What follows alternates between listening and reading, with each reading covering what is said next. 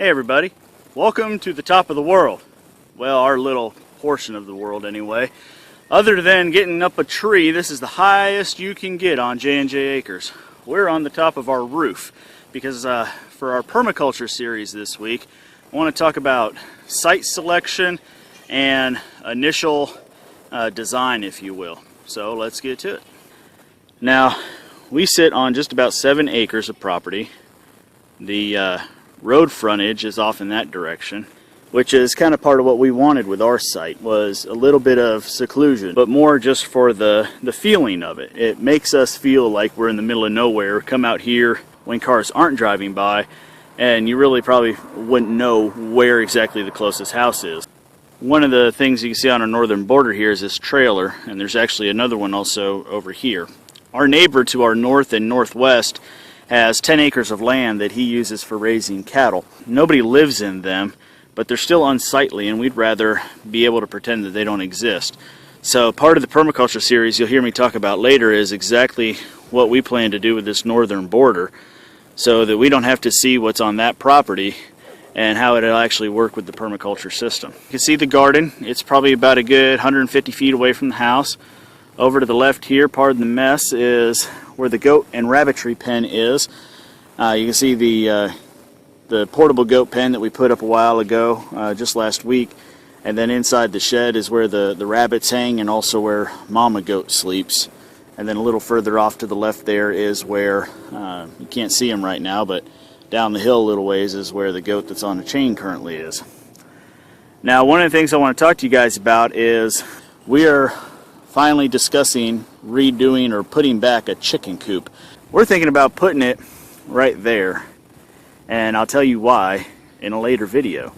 The backyard is, of course, just by nature, a bunch messier. You can see we've got a chain link fence up here. We actually have wanted to put a chain link fence as our backyard border for a while now. That's one corner of the property, and it extends off along this wood line, or just inside this wood line, kind of in a southwesterly drag, way down all the way into those woods back there. Now, I know you probably can't see it on the video, but if you can see the upturned yellow bucket back there. Hope I didn't give you vertigo teleporting you down to the ground level all of a sudden. This is that little narrow gap.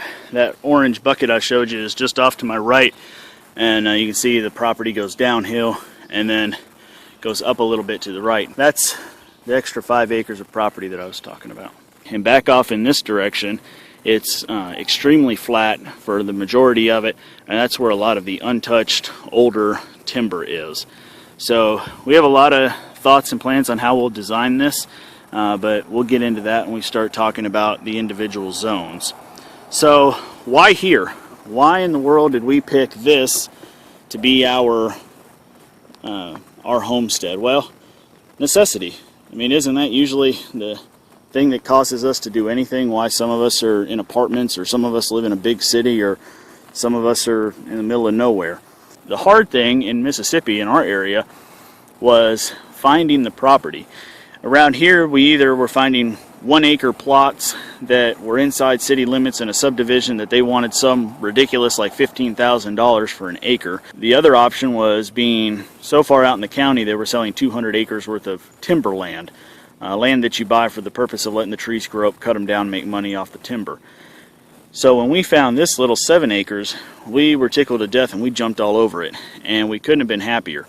Everything has just really worked out like, well, to say it like it is, this is where we're supposed to be.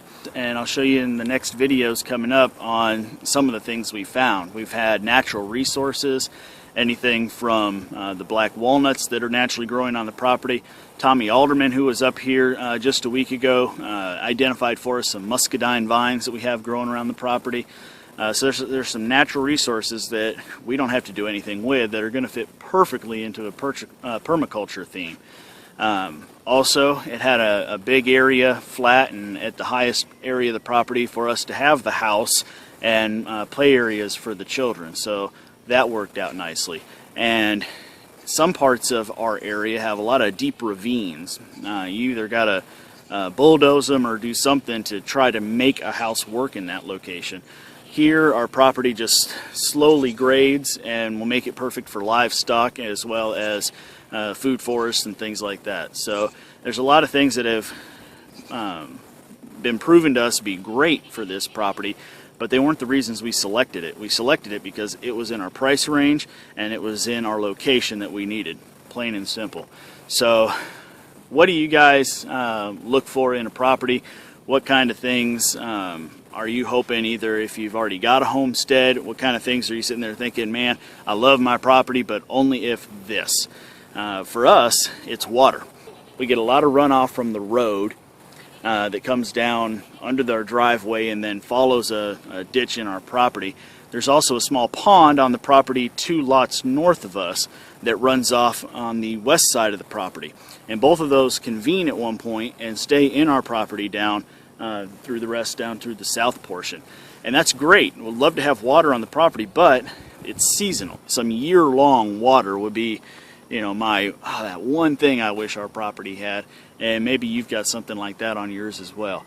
That would give us a good starting point for going into zones. So next week, check back on Thursday. I'm going to give you a little primer on permaculture zones and what each of them mean.